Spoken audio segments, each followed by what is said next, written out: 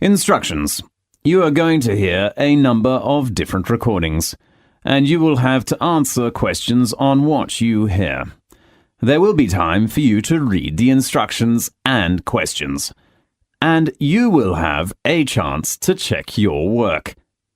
All the recordings will be played once only.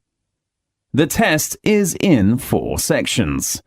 At the end of the real test, you will be given 10 minutes to transfer your answers to the answer sheet. Now, turn to section 1.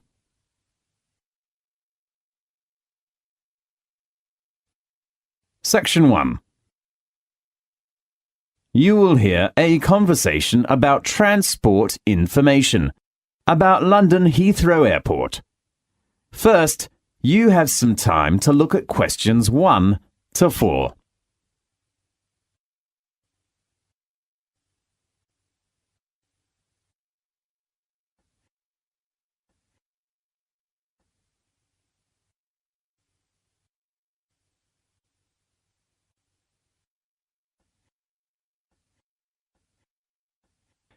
You will see there is an example that has been done for you. On this occasion only, the conversation relating to this will be played first. Hello, how are things going?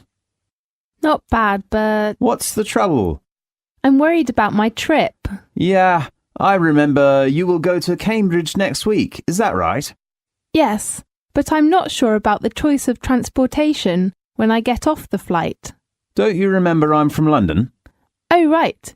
Could you give me some suggestions? Of course. The information the girl wants to know is transportation at London Airport. So, transportation has been chosen in the space. Now we shall begin. You should answer the questions as you listen, because you will not hear the recording a second time. Listen carefully and answer questions 1 to 4. Hello, how are things going? Not bad, but What's the trouble?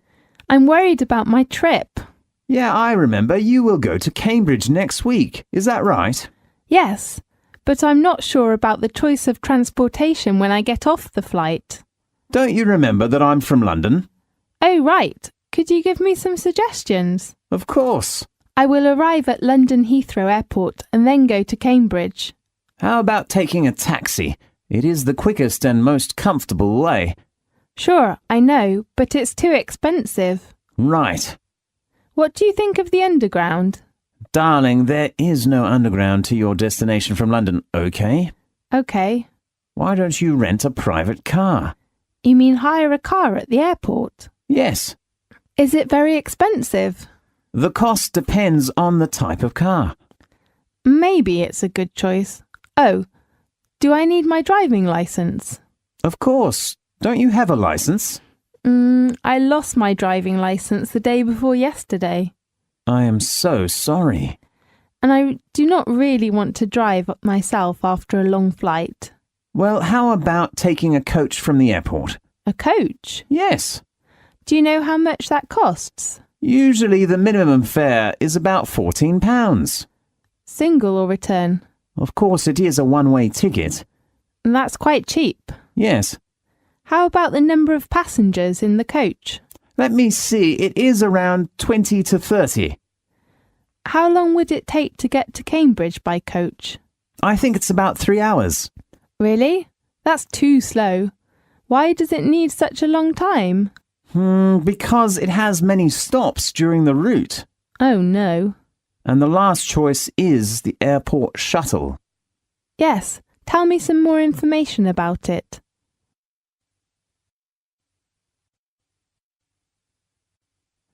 Now, look at questions 5 to 10.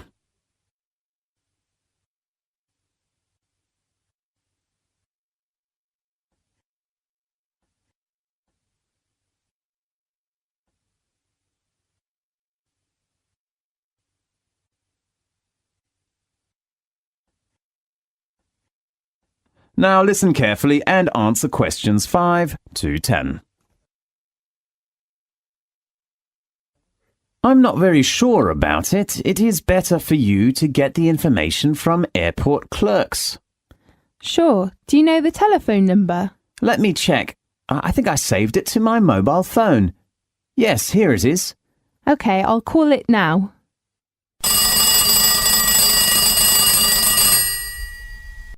Good morning. This is the transport information at London Heathrow Airport. How can I help you? Good morning. I'd like to reserve a seat on the airport shuttle. OK, I just have to fill out this form for you. What's your name? My name is Echo Gray. And your age? I'm 21 years old. What is your nationality? I come from New York. OK, American. Yes. And your flight number? It's BA188. What date will you arrive? 26th of August. Do you know the arrival time? You mean at Heathrow Airport? Yes. It is 3:05 in the afternoon. Sure. Which terminal? It is... let me think. Is it Terminal 5? Oh, yes. So that's the Heathrow Airport to Cambridge on the 26th of August. Yes. Single ticket or return? Just single. Does that have some discount? I mean, some special tickets? There will be a Super Save ticket after 4 o'clock in the afternoon on the 26th of August. That's great. So what's the departure time? 16:10. That will give me plenty of time to collect my baggage. Sure. How much is the fare? A single ticket of Super Save is £18 and includes coffee. That sounds good. Oh, how long will it take to get to Cambridge? Up to 2 hours. Great. The last thing, how will you pay your shuttle fare? Do you accept American Express? Of course. Please tell me your number. It is 3339 5183 7799 6047. OK. Thank you for choosing Heathrow Airport Shuttle. You can get your shuttle ticket from our reception when you arrive at Heathrow. Thanks for your help. You are welcome. Goodbye. Goodbye. This is the end of section 1. You now have half a minute to check your answers.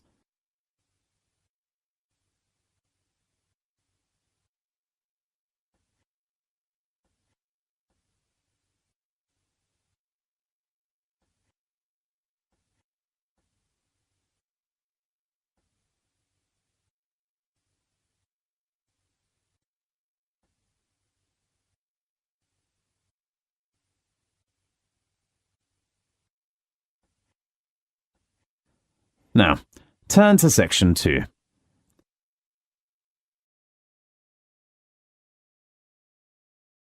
Section 2.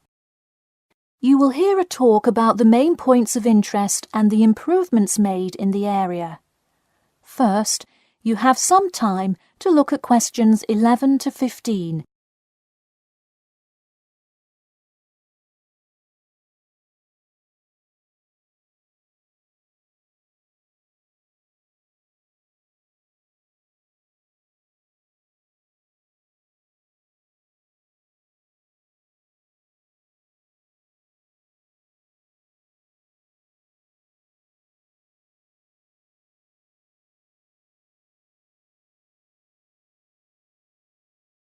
Now listen carefully and answer questions 11 to 15.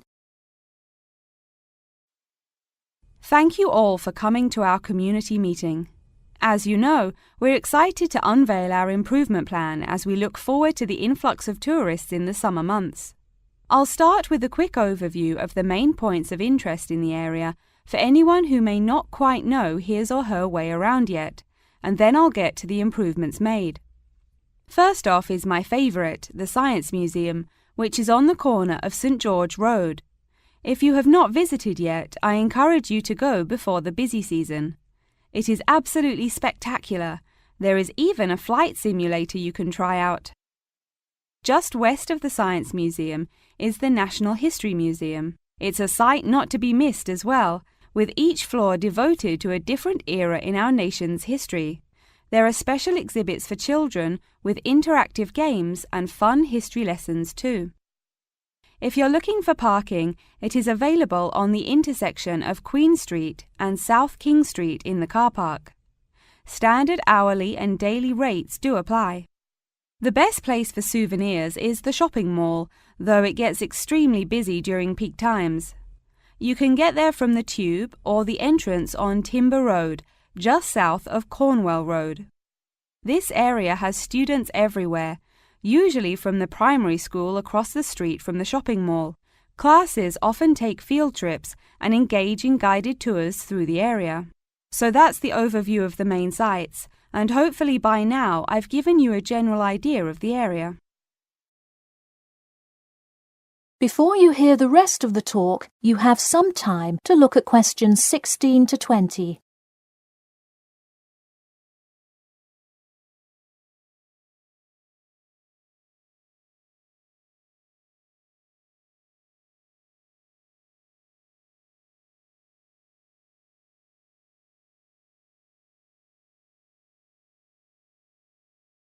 Now listen and answer questions 16 to 20.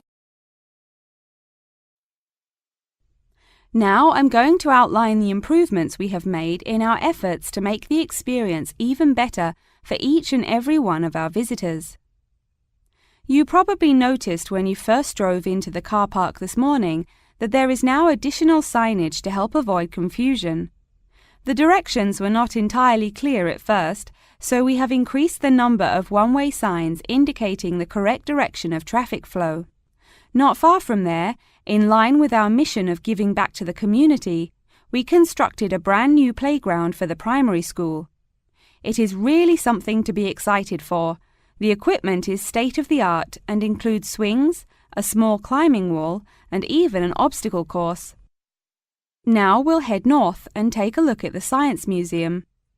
In response to our feedback from past visitors to the museum, there is now free information available outlining not only upcoming IMAX showings, but also natural wonders like meteor showers, eclipses, and other cool natural events.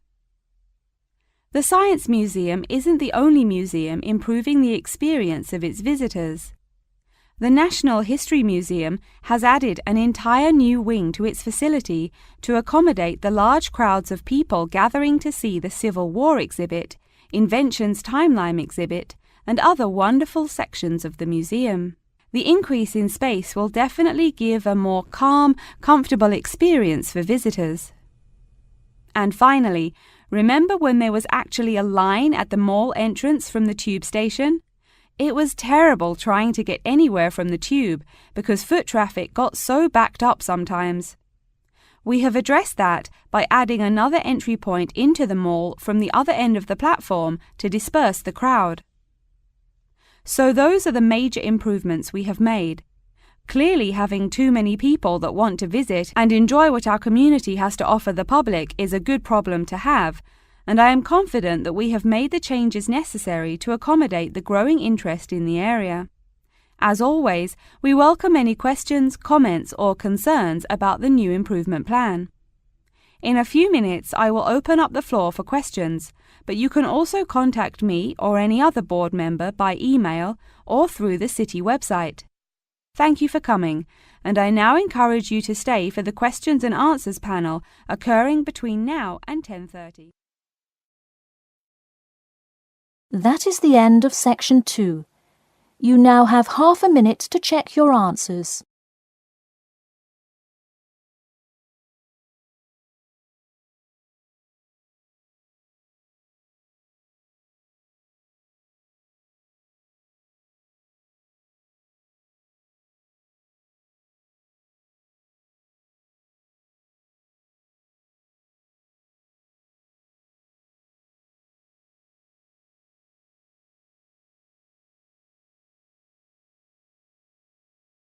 Now turn to section 3.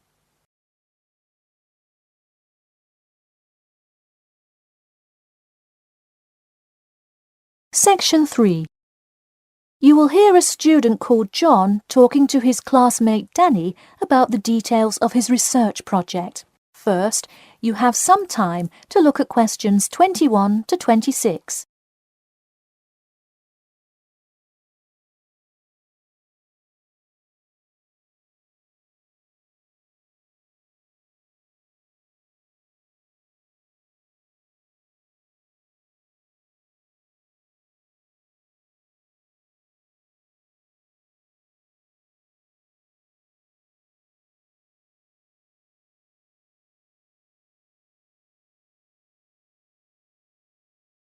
Now, listen carefully and answer questions 21 to 26. So, tell me about your research project, John. I created a questionnaire for the study to determine people's opinions of the relative feasibility of earning a living in Brisbane. Oh, cool. How is it scored? Are they all multiple choice questions? Well, the questions consist primarily of yes or no responses. There are 2 free response questions at the end. Participants will use a computer to fill in their answers. That way, it is really easy to analyze the data afterward. Great. It sounds like you have a pretty solid idea of what you should do. Just don't forget to submit a copy of your plans to Professor Curran by the 15th. Oh, I almost forgot. You don't do it for the high grade or a praise, but he can review and give you feedback. Right, that will be helpful. He has been conducting studies like this for 30 years now. Yep. Oh, and I'm curious. Are you going to be in the room giving subjects directions for the questionnaire? Well, I think the instructions will be provided by another representative who will not be analysing the data. I want them to feel they can answer and be completely anonymous, so I will not be in the room. Anonymity is really important for this study. I agree. Good idea. You should tell the representative to remind subjects to fully consider both sides of each issue. Sometimes it's really easy to immediately check yes or no without stopping to think about it completely. That's so true. It's like a race to finish the questionnaire first or something. I'll make sure to include that in the instructions. This report has to be perfect. Wow, what's the big deal? I know it's part of your grades and all. Well, it's that, but also a well-executed study could grab the attention of faculty in the department, which would be a huge deal. So, for attention? No, silly. I mean, I could really gain the respect of professors who may later take me on as a graduate student in their labs. Oh, I see. Before you hear the rest of the talk, you have some time to look at questions 27 to 30.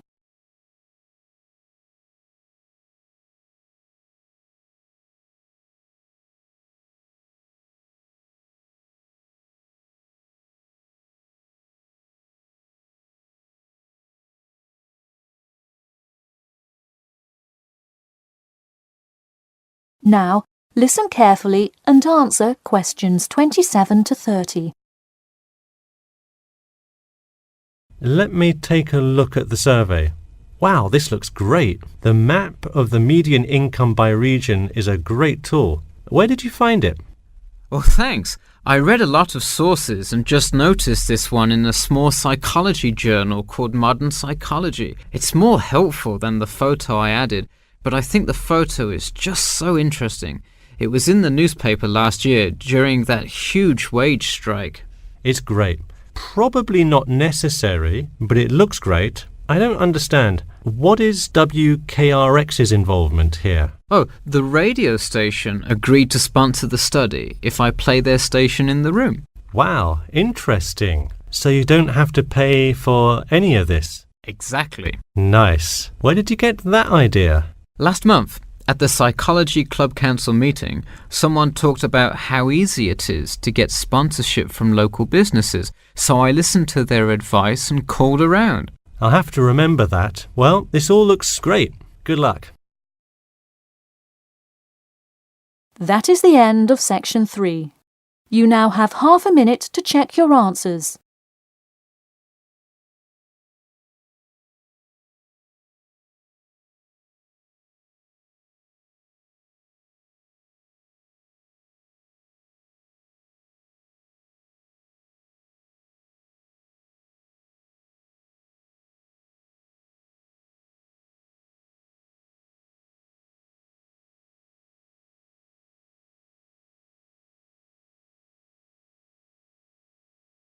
Now turn to Section 4. Section 4. You will hear an introduction about an eco-friendly building called the Gherkin. First, you have some time to look at questions 31 to 40.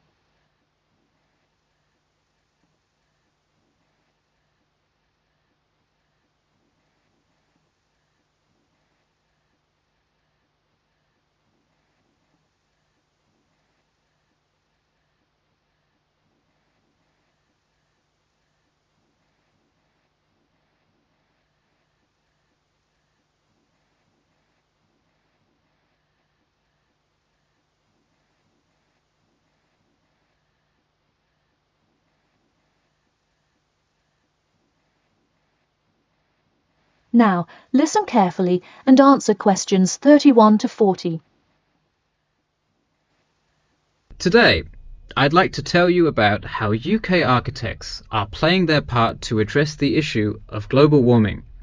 You have seen many of these iconic buildings while going about your everyday life, but you may not know how they are affecting your tomorrow. In 2003, construction was completed on the famous Swiss rebuilding, or more informally called the Gherkin, a true masterpiece commissioned by the law offices of Foster and Partners. This is not the first ambitious endeavour of the firm. They are renowned for their various philanthropic environmental efforts. The Gherkin, with its cutting-edge green initiative and sharp design, is gaining recognition as an icon in modern architecture. You can pick it out of the London skyline by its unorthodox cigar shape. While its appearance is the obvious attribute at which to marvel, there is far more to this building than meets the eye. And let's face it, there's a lot about this building that meets the eye. The building helps reduce the city's carbon footprint in a number of ways. Just a quick note, in case you're not familiar with the term carbon footprint, get used to it. It's a buzzword you'll hear relentlessly to talk about reducing emissions. Think of it as the amount of harmful greenhouse gases that are given off into the environment by a single person, organization, or product. So going back to the Gherkin building, perhaps the most obvious as well as the most significant eco-friendly feature is the glass windows, which allow light to pass through the building, both reducing heating costs and brightening up the workspace. The ingenuity behind the various eco-friendly aspects of the Gherkin has seen its fair share of publicity both from serious and silly sources. In a recent April Fool's Day edition, One e-publication printed a story detailing plans to replace 50% of the current exterior with grass, which would not only make large steps in the name of sustainability, but also give the building the green hue that would truly earn it the nickname of the Gherkin. The only drawback is, as you may have guessed, that this story was an April Fool's Day joke and completely made up. In all seriousness though, the building is setting a new standard of design that other architects and city planners just cannot ignore. The building's bold and cost-efficient design has won a number of architecture awards, including the Stirling Prize, the London Region Award, and the Empress Skyscraper Award, among others. The design comfortably accommodates a large number of offices, while keeping maintenance and operation costs down, striking a superb balance between nature and the workplace.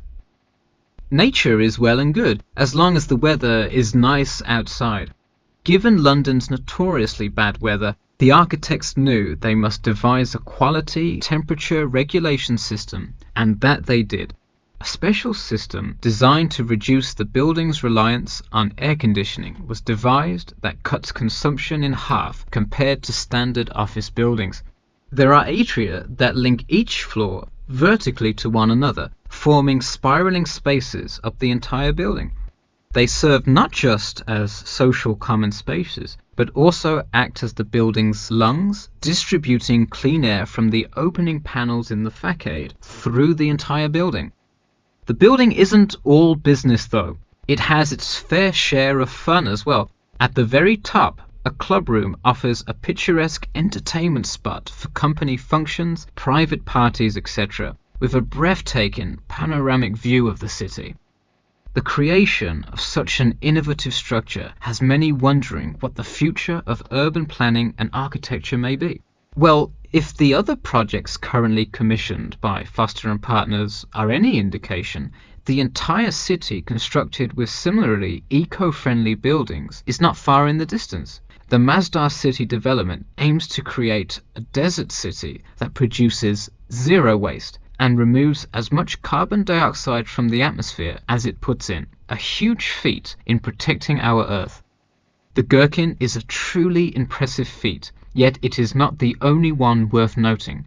Now to move on to another green initiative, I'll tell you about the Eden Foundation building found in Cornwall. That is the end of section 4. You now have half a minute to check your answers.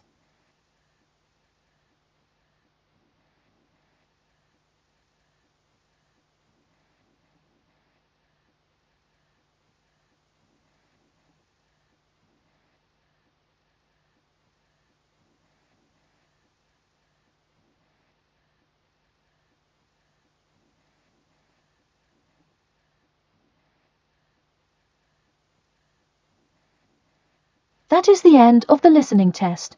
In the IELTS test, you will now have 10 minutes to transfer your answers to an answer sheet.